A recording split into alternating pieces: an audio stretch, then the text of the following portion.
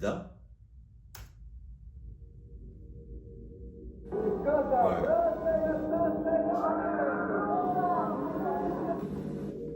July 29th, 2019. First of all, it's been about 5-6 days. How y'all doing?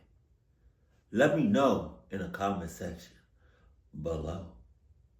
Sub, though.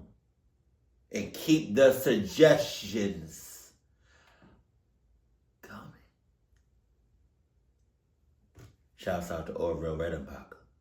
It was off to the side. All right. Patrons file into a busy bar in downtown LA for the start of an always entertaining open mic night.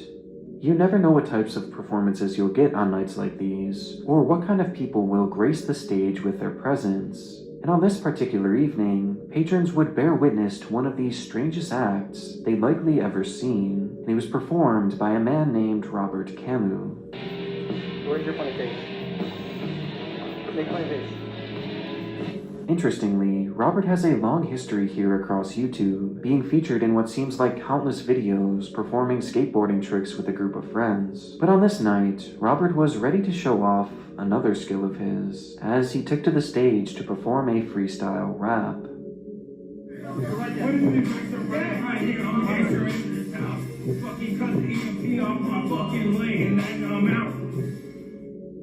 Starting out, the performance was, well, a little shaky to put it nicely, which was at least partially to blame on Robert's apparent drunken state. But a bad night of karaoke in isolation is nothing all that noteworthy. In fact, despite the lethal doses of cringe, many would actually view this as a great time, a funny memory, and even respect Robert for being so willing to go up there and just give it a try. However, his performance wasn't quite finished yet, and after fumbling his way through the beginning of the song, Robert's lyrics take an unexpected turn. What you talking about? You don't even know my fucking news. I killed my bitch and buried that bitch in the... For a second, I was about to be like, yo, I need some subtitles or something. Yo, look at the person on his right in the back. He's like, no the fuck. No the cluck. He did not just say, let me back off. Let me back the hell off. He looking at him like, ain't no way he just said that. I was about to say, I need some subtitles or something because I can't really understand them. Never mind. I completely understand him. I 100% know what he said. Damn. First of all, and you drunk. Y'all know when you drunk, the truth always comes out. So let me run it back a couple seconds, just in case y'all missed it. You don't even know my fucking news. I killed my bitch and buried that bitch in the fucking dirt.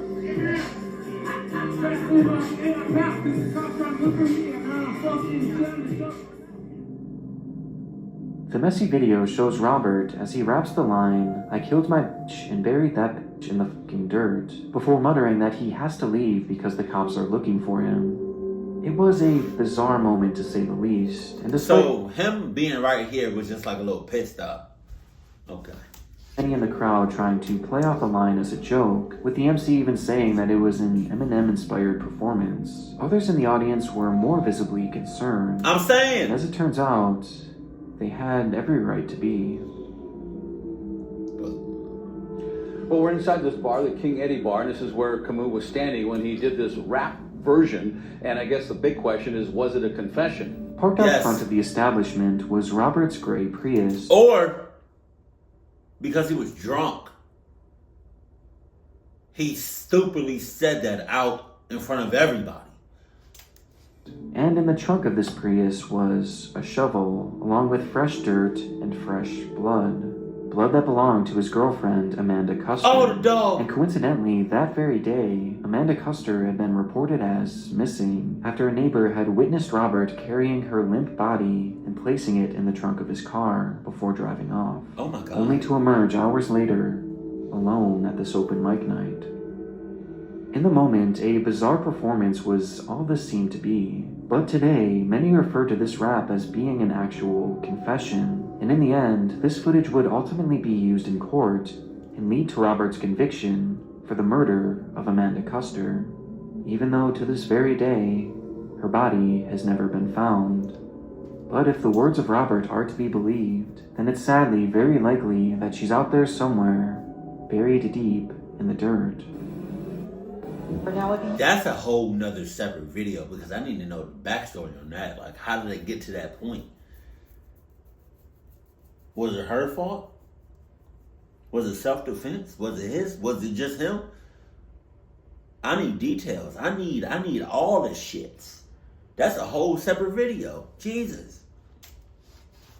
You've seen Amanda Custer. Police want to hear from you. It has been 3 days since Amanda Custer's been seen.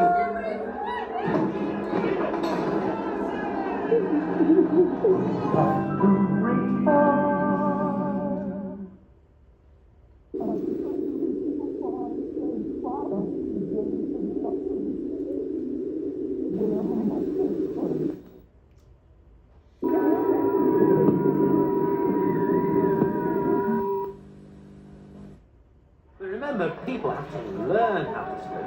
It's great fun though, and something you can do with all of your friends. During the summer of 2022 in Karei Yosef, Israel, a popular corporate villa had been rented out by a local marketing agency to host a company event. The location was highly sought after due to its large outdoor pool area, making it the perfect spot for employees to unwind and connect outside of their typical working environment. And on this day, the 21st of July, 50 employees of this company would gather at the party to enjoy the hot summer sun and the cool water of the pool. And by all accounts, the party had been going off without a hitch. Until it happened. As unsuspecting partygoers were hanging in and around the pool, some began to notice that the water level appeared to be receding, with one keen witness pulling out their phone to record the unfolding ordeal. And just as they hit that record button, things would fall into complete chaos.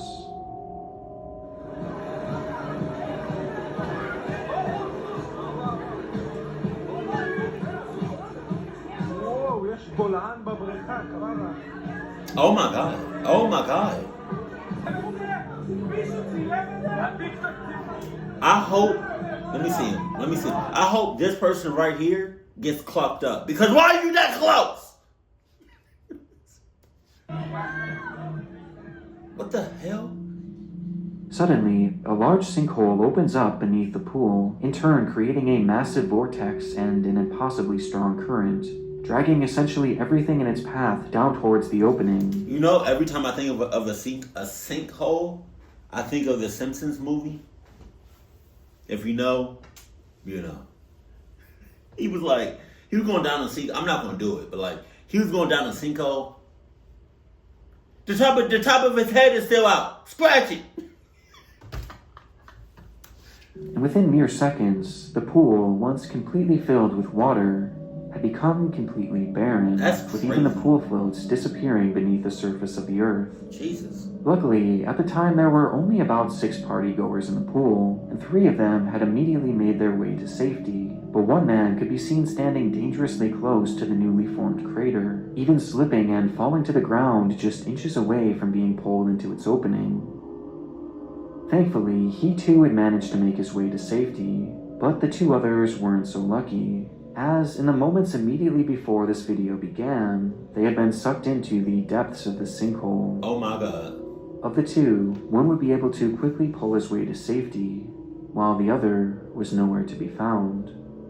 As rescuers made their way to the scene and attempted to enter the hole, it was discovered that it was far deeper than anyone could have imagined, with later reports showing that the pit was a staggering 43 feet deep, Damn! with the entire opening being filled with water. That's a setup. That's a setup. The person that organized that whole event, you're a cluck ass. And the missing swimmer, 32-year-old Khalil Kimhi, was trapped at the very bottom. Damn. It would take 4 grueling hours of navigating that claustrophobic grave to finally reach Khalil, who by that point was sadly long gone. having likely already perished by the time rescuers even reached the scene, passing away in what must have been one of the most horrifying ways imaginable. Question.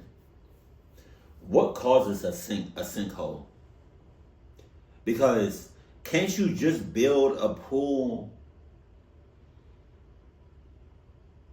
Like, can't you like put concrete at the bottom of the pool? Or like, I don't know how to explain it. Let's say, you got the earth, the ground, and then you put concrete on top of that, or whatever, and then I bit my tongue, and then you put the pool on top of that.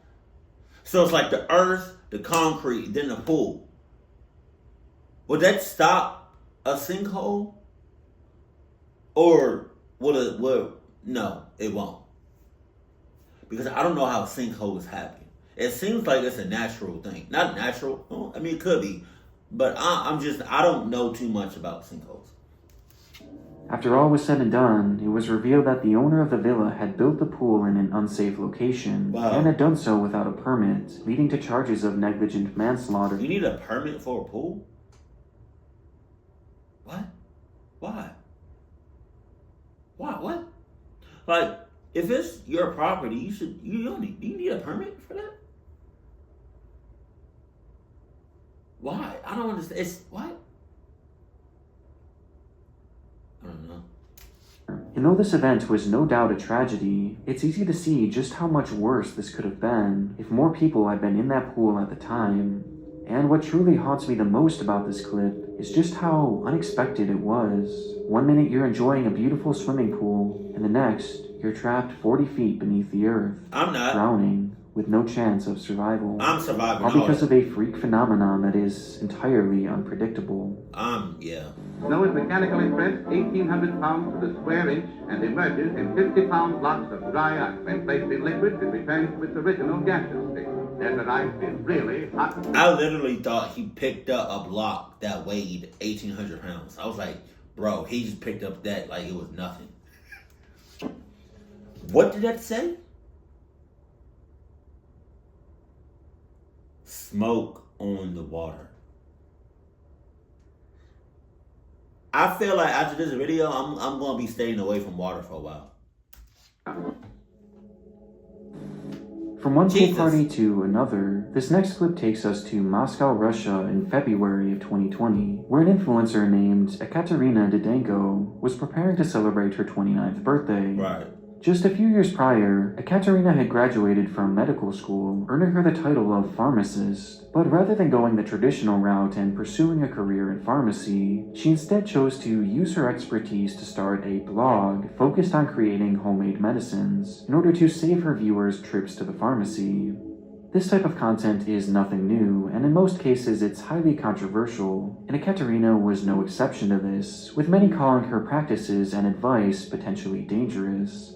This, however, did not stop her from amassing a following of over 1 million people, which was spread out across her Instagram page along with other platforms. And despite her content being controversial in nature, she quickly carved out a legitimate career as an influencer by 2020. And with her birthday approaching on the 28th of February, she wanted to throw the perfect party to show off to all of her followers.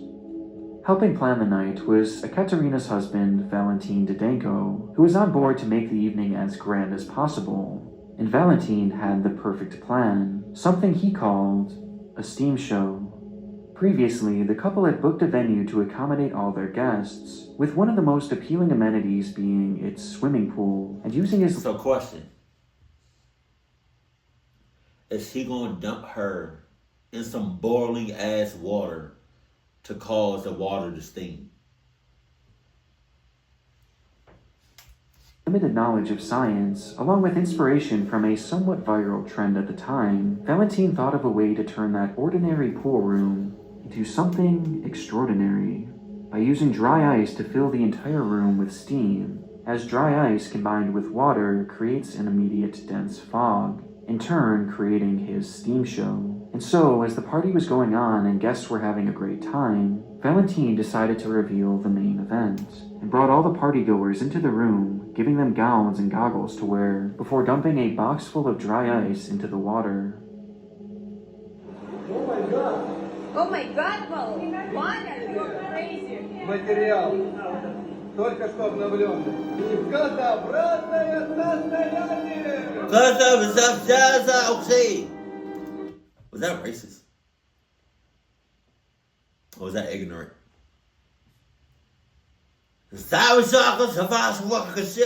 Adidas. I'm sorry.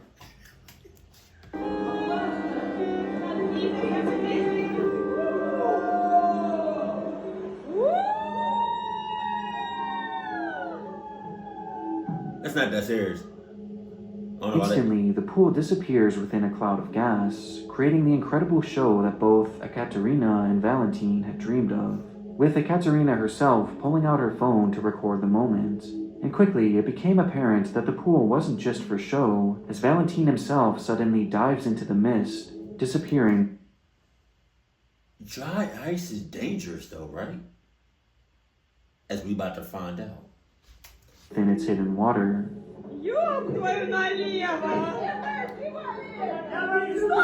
Bro, that's hey, go back. That's dangerous as hell. Look at it. Look at that. You see the pool. You see the smoke.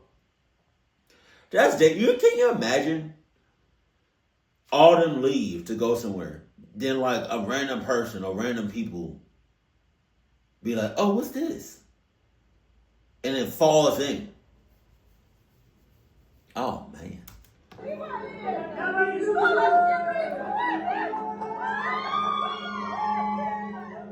What? Why are you blurring? There was just one problem.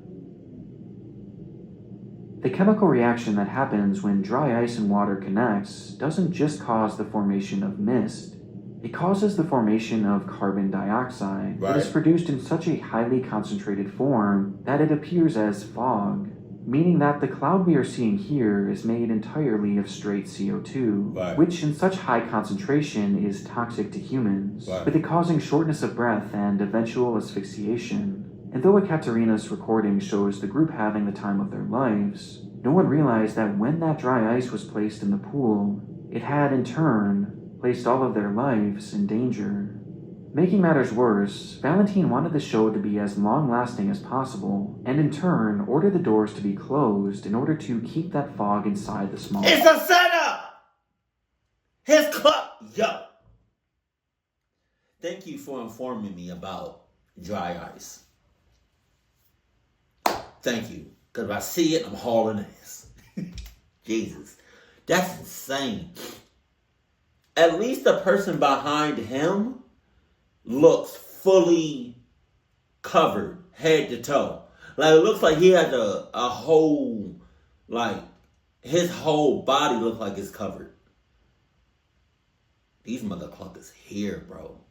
Meaning that there was very little ventilation to filter out this toxic gas, making the levels of CO2 not just very dangerous, but incredibly deadly. And Valentine had just dove directly into its heart. Jesus. Like a dumbass.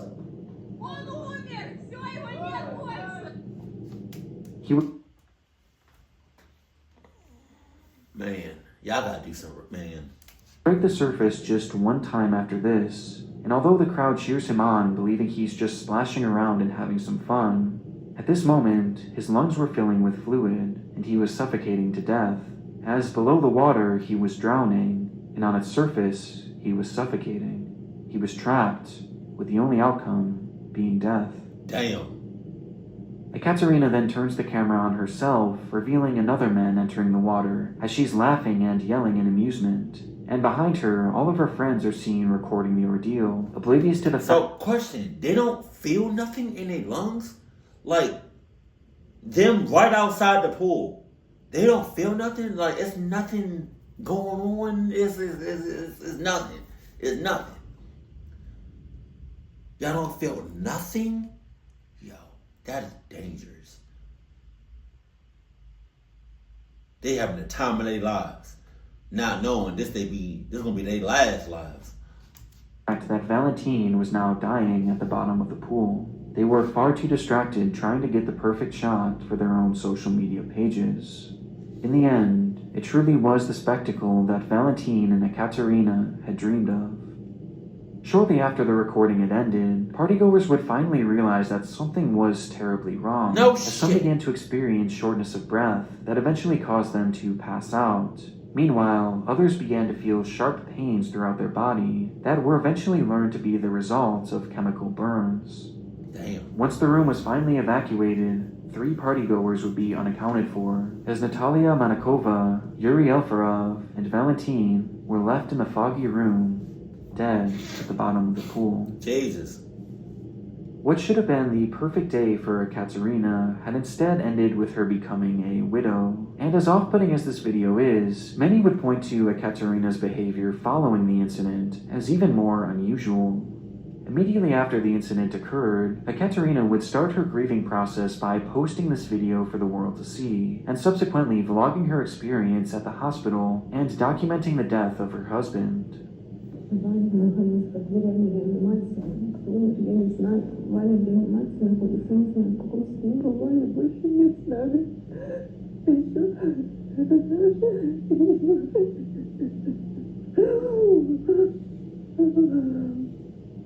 It was admittedly a bit bizarre, as many accused her of exploiting the death of her husband to gain internet followers, with further questions being posed as to why she hadn't considered the deadly effects of dry ice and water, as after all, she was an expert in the field of science. The scrutiny towards Ekaterina became so intense at one point that Russian authorities launched an investigation into her actions, claiming that it may be possible to charge her for causing death by negligence, though to my knowledge, nothing ever came of this. So she knew what was going on.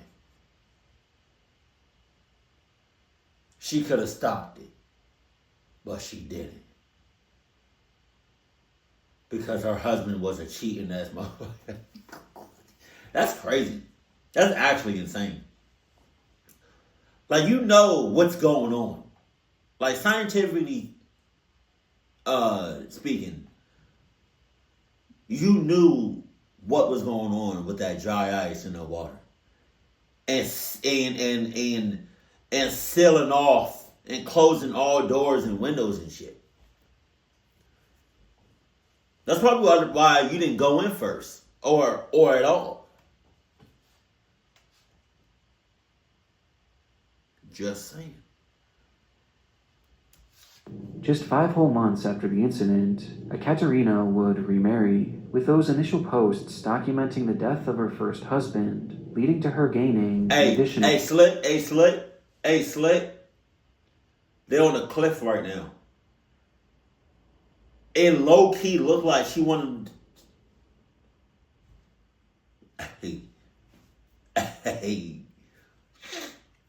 After seeing that video of them in the pool, and her knowing her science, I gotta see other videos of them together because they're on a cliff right now. So it's just like, I'm nervous.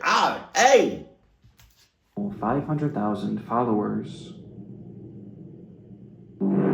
Deep inside this vertical city, a machine has come to life. What the hell? What is this?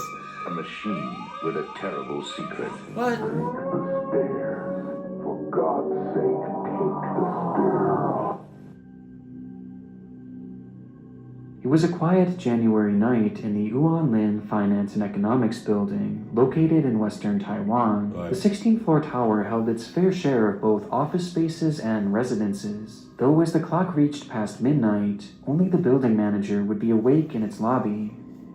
As he settled in for another uneventful night, the silence was suddenly broken by a woman rushing in with a small child. The man didn't recognize her as a resident, and given that the offices were closed for the night, he stopped her and questioned why she was there. The woman, however, brushed him off in a hurry, stating that they were only there to meet a friend, before entering the elevator and disappearing out of view. According to the man, he felt a bad omen in the air after the encounter, and only grew more concerned as the morning arrived and the woman had yet to come down and exit the building. So out of curiosity, the manager turned to the building's CCTV footage to determine where the two had gone, only to see this.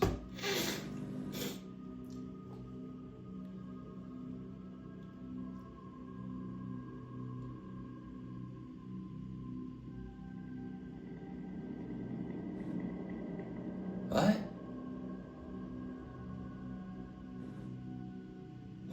What? Inside the elevator, the woman begins hitting the button to floor 11 in what seems to be a panic, and as the doors close behind her and her child, she then removes her coat and places it on the ground, before doing the same with her kid. When the elevator then reaches their desired floor, she quietly slips off her shoes and exits in a hurry. That's stupid, though. She's stupid. She's a dumbass. If you're doing some cluck shit, wouldn't you be scoping out the areas and stuff for like any cameras or motion detectors or anything like that? No? You wouldn't do that? That was stupid. Also, man, yeah. It's unusual footage, as their behavior just seems slightly off, and it's made all the more disturbing due to what they could or couldn't see on the cameras after that.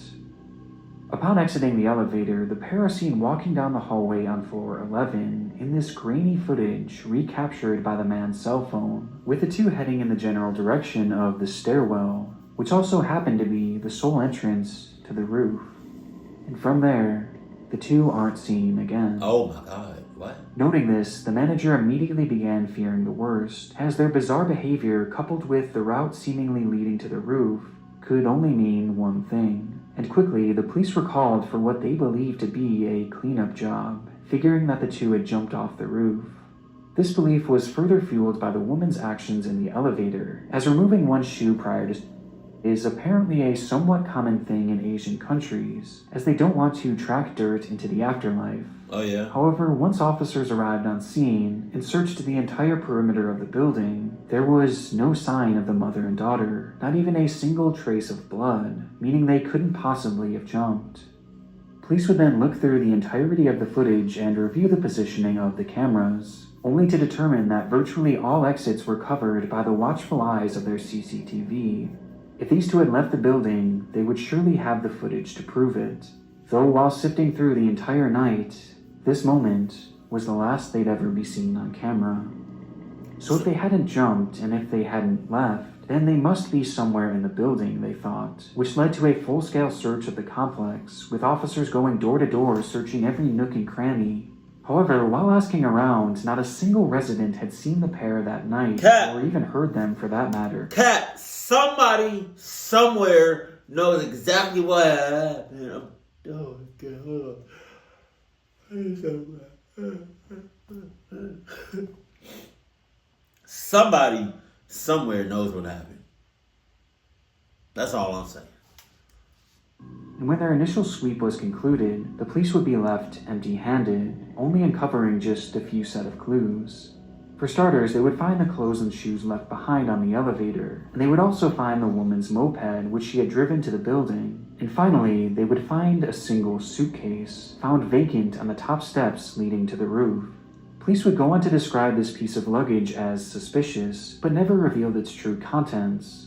In fact, following an initial report, they would never give confirmation as to whether it was involved in this case or not.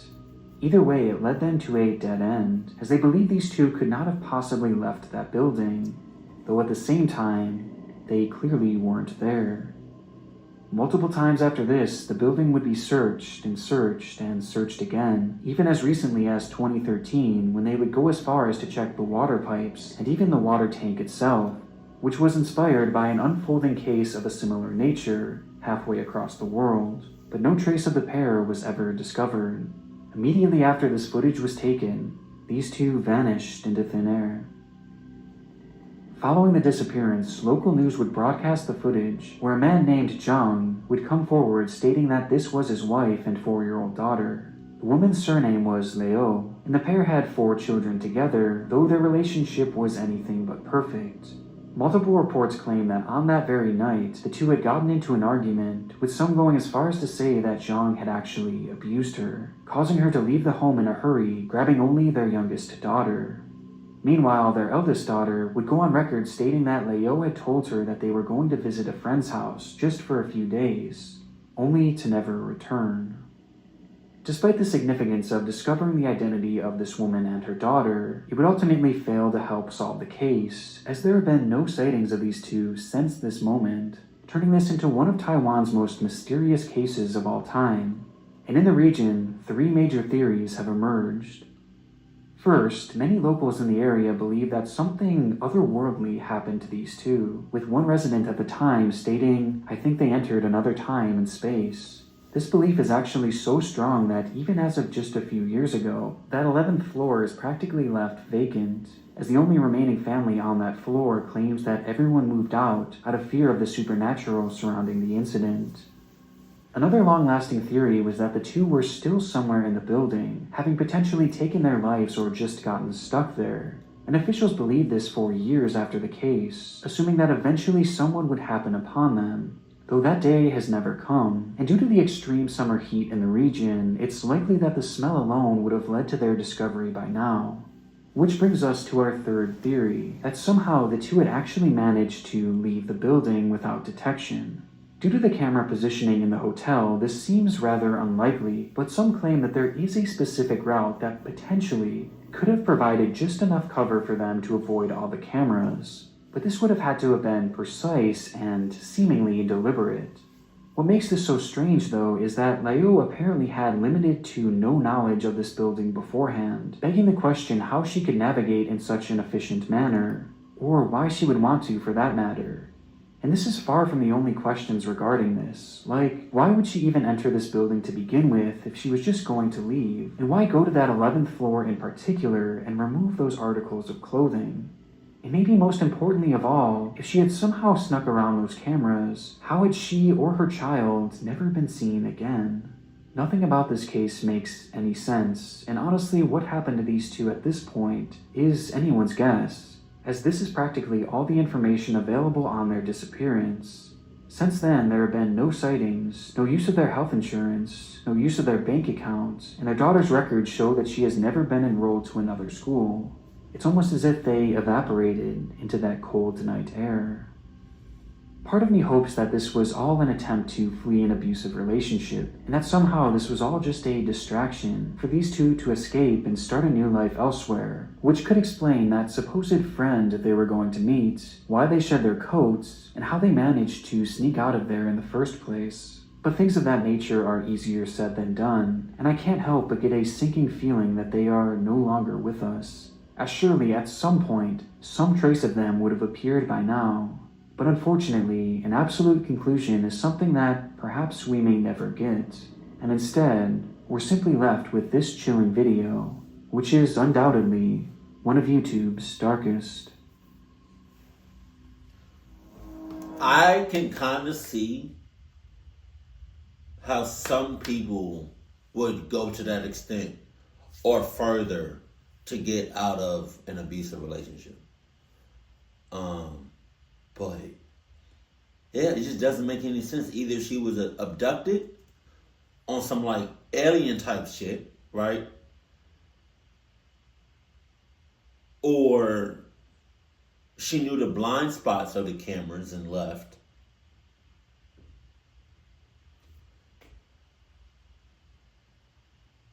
Or she's still there, dead, in a very, very small space. But then you have to think of the smell, or maybe she's in a sealed off part of the building, or like in a bag or something. I can't. Ooh, whoa, oh man, I went dark there. I don't know. What do y'all think will happen? What do y'all think happened?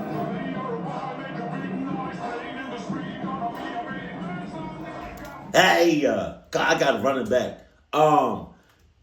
Also, when I heard this song just now, I immediately thought of Drake and Josh. If you know, you know. It was at their house. Everybody was clapping. Was it that? Oh no, they was clapping, and then they was stomping with their feet.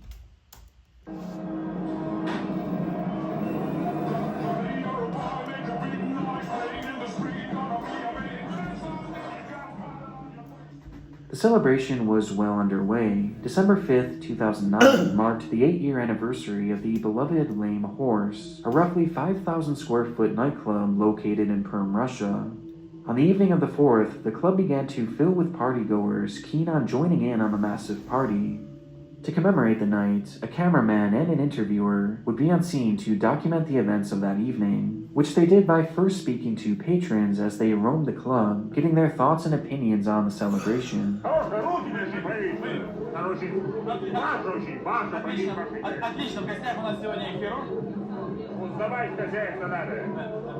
The night all seemed to be in good fun, and it was only just beginning for most, with the party set to go all throughout the night, and as the recording continues, it's clear that the club had big plans to bring in this new year. Following the interviews, the footage shows us a view of the dance floor, which was occupied by a group of performers who had been hired to energize the crowd and further build the hype of the night.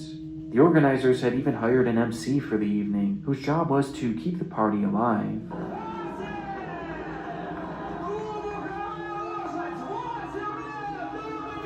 I bet that being a, what's it called? What do you say? An MC? That person right there to keep the party alive? Having that job, I feel like that's going to get tiring real quick. Yeah, can you imagine going to 3-4 parties a week? Hey-oh! Hey-oh! Hey-oh! Come on, guys! What the hell? I'm done after that. By this point, over 300 people had made their way into the building. Damn. The MC continues the show by joking around with 2 young women, who were clearly guests of the bar, with the cameraman fixing his lens on the 3 as the crowd watches on in amusement.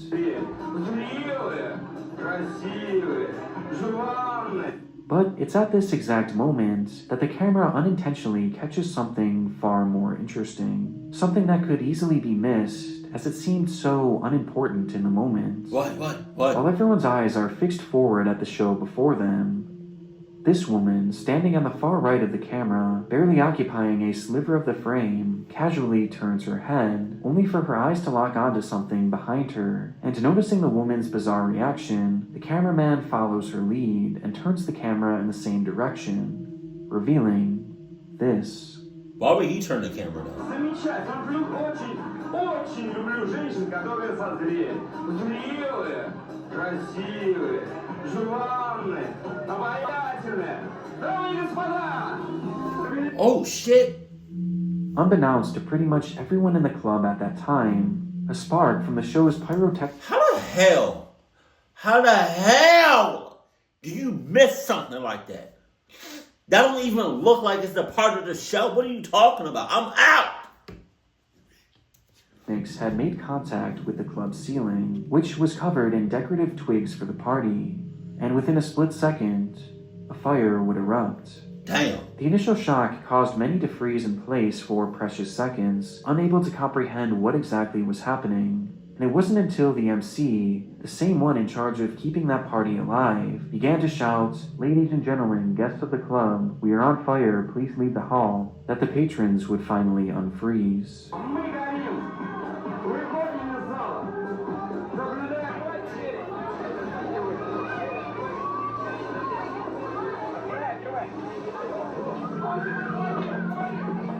Following this announcement, the crowd flew into a panic, desperately making their way to the exit, which is where the first fatal issue arose. The club supposedly had 2 exits, one through the front door and the other located behind the stage. However, that second exit had no signs indicating where it was, meaning that practically no one in the room knew that it was even there. Because of this, most of the patrons began pushing towards that one main exit. Upon making his way into the hallway, the cameraman reveals the exit and, in turn, another devastating issue. In order to control the crowd going into the venue earlier that night, one of the 2 doors at the front entrance was locked, meaning that this small opening was the only means of escape for the 300 plus people trapped inside. And to make matters worse, by this point, the entire venue was now shrouded in smoke.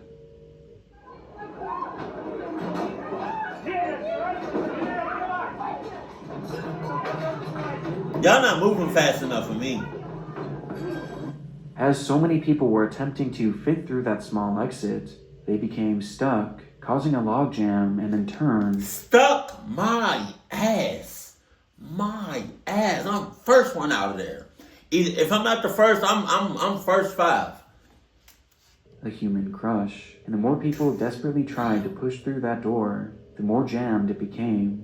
Meanwhile, those still trapped on the dance floor were left hopelessly lost in that impenetrable smoke. And within the mob of people rushing towards that exit, the camera suddenly goes dark before shutting off completely. Oh my God.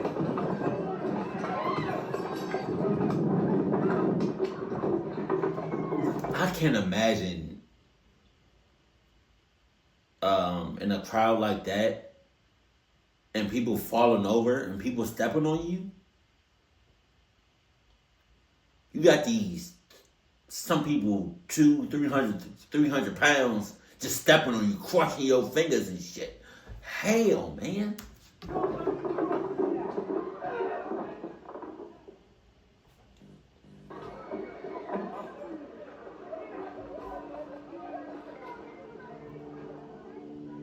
Somehow, the cameraman, along with multiple others, were able to squeeze their way out of the exit, as evident when the camera begins to record sometime later. This time, in the middle... How the cameraman always find? The cameraman gotta get the shot. Don't mess with the cameraman. The road, revealing hints of the havoc that was occurring both inside and outside of the club. But tragically, this is where one last fatal factor was added to the equation, which was highlighted by a quote from a survivor and one of the very first people to escape the club. After I got out, there were no firemen or emergency services for about 20 minutes. Nobody at all. There were only 2 ambulances altogether. They managed to take 6 or 7 men and left. No more ambulance cars arrived, at least I saw none. Firemen had pulled out a number of people by then. Half clothed, they were simply laid out on the cold asphalt. Nobody cared for them. People were lying on the ground for about an hour and a half, definitely for no less than an hour. It could be that many of them died because of this, because of the cold. It was 16 degrees below zero outdoors. And what has since been heavily criticized, and rightfully so, the 16 degrees below what? Zero?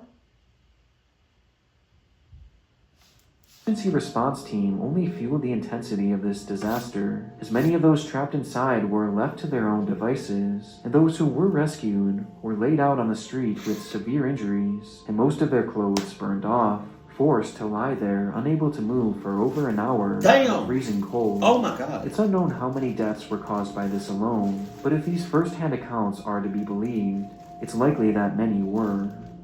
Not only had the venue itself failed these victims, but the emergency response team had as well. Ultimately, 101 people would die on the scene that day, and an additional 55 perished later in the hospital. 100 I was not expecting that number. I was not expecting that. I was expecting 5 most.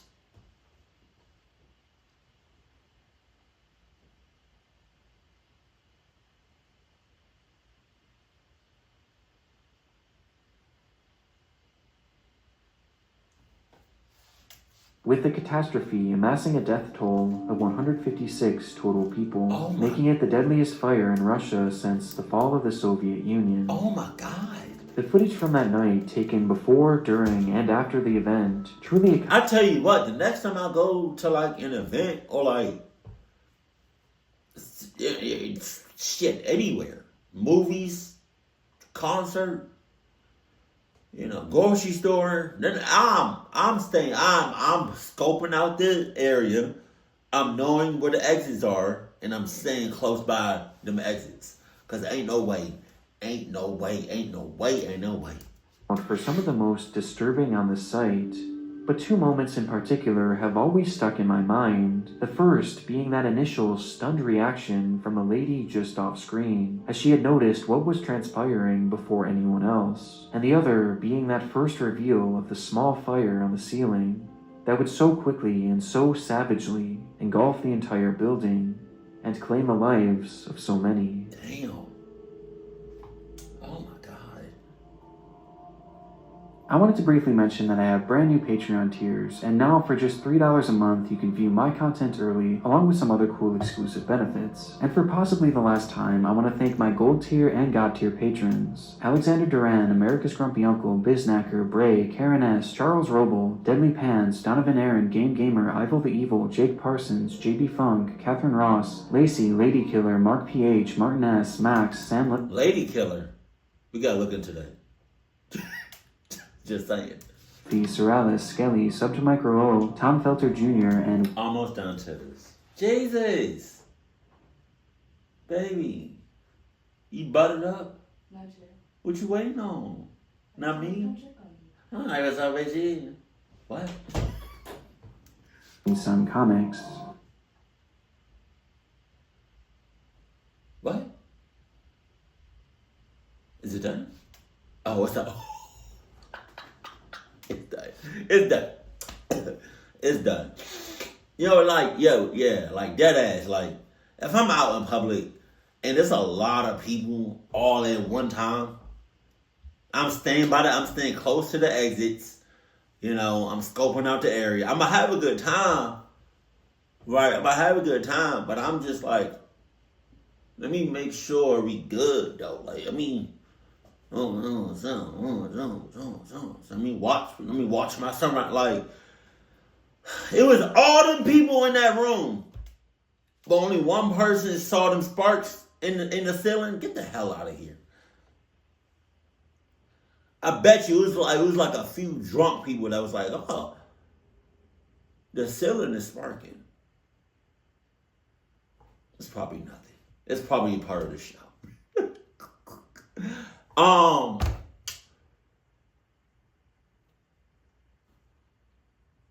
The next time, I don't know when this will ever be, right?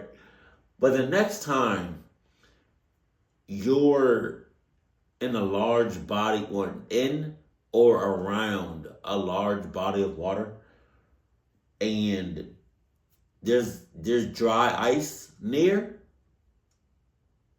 make sure it's ventilation or get out. That's all I'm saying.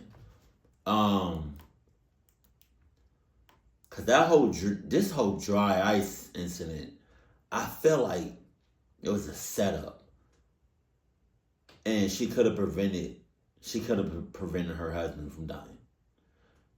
That's all I'm saying. The one with the woman and the child in the elevator, that will always be a mystery to me. I don't know what the hell happened. Yeah. So y'all want me to react? I feel like y'all want more of. I forgot this. Is it? No, it's not an expo. I forget the name of this channel is on the tip of my tongue. I know it.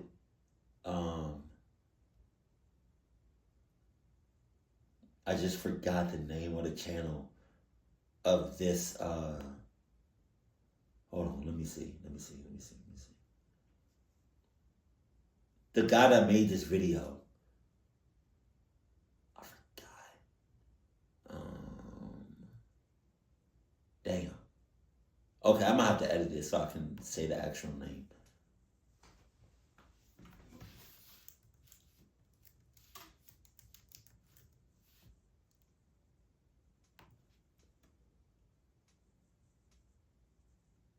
Oh, Nick Crowley. Okay. If y'all want me to react to more, whatever. If y'all want me to react to more of Nick Crowley's videos, let me know that in the comment section below. Keep it cool, keep it classy, and I love you. Stay happy. My family.